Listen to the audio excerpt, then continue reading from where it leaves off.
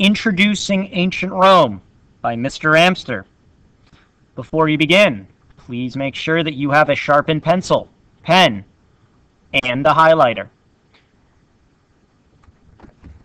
Geography.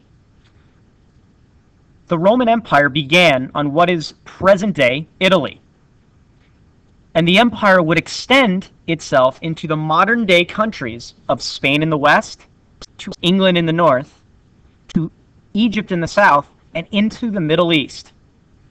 In short, it was huge. Now, the ancient Romans were located on a peninsula that was west of Greece. And if you look closely enough on a map, which you can look at on page 127 in your notes, you'll notice that it looks like a boot kicking a ball. The ball is the island of Sicily. Topography. The Roman Empire is protected by the 7 hills of Rome. Do you remember which hill they decided to start Rome on? If you answered Paladin, you are correct. If you would like to add that in right now, please do so. It is Palatine.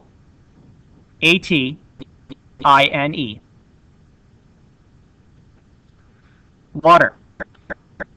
The Romans were very lucky to have a fresh water source like the Tiber River.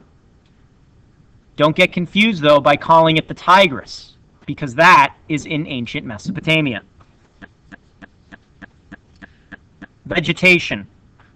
Unlike Greece, Rome was blessed with a very nice soil that allowed them to have a strong agricultural system. Please take a moment right now and highlight everything that you have written in so far. And feel free to pause if you need to write stuff in.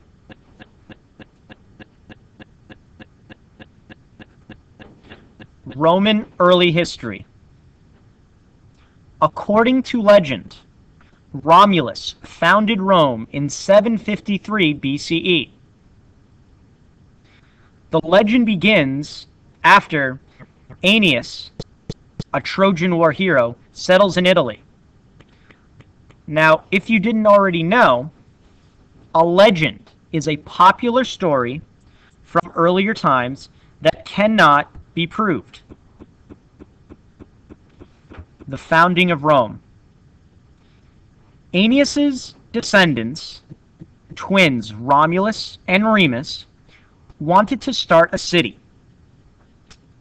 But, like any twins, and siblings for that matter, they fought over where's the exact location.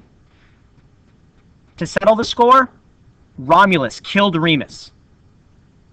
Doesn't sound like a very nice way to end a discussion. And what Romulus did was he traced Rome's boundaries along the Palatine Hill. From then on, Roman kings ruled the city until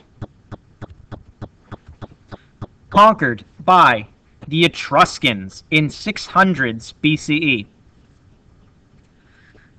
Now, the Romans eventually would overthrow the Etruscans in 509 BCE, and from there they would form what would become known as the Roman Republic. Now, as you remember from your notes, a republic is a government in which the people elect leaders.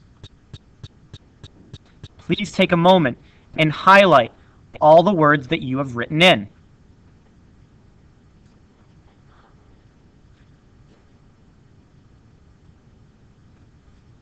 Now, the question comes up, how is this different from Greece?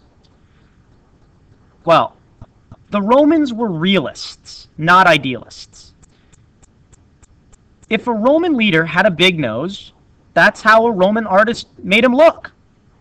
The Greeks would have made him look perfect. Idealist, realist. The Romans built roads all over the empire, and all roads led to Rome. Now, the ancient Greeks had roads, but they were not built nearly as well. And the Greeks' roads didn't connect in any particular order. Connect to what?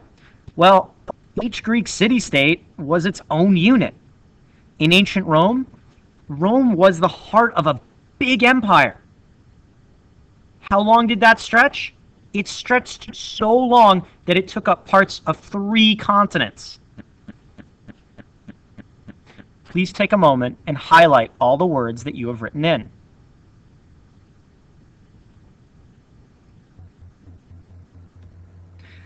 Higher order thinking.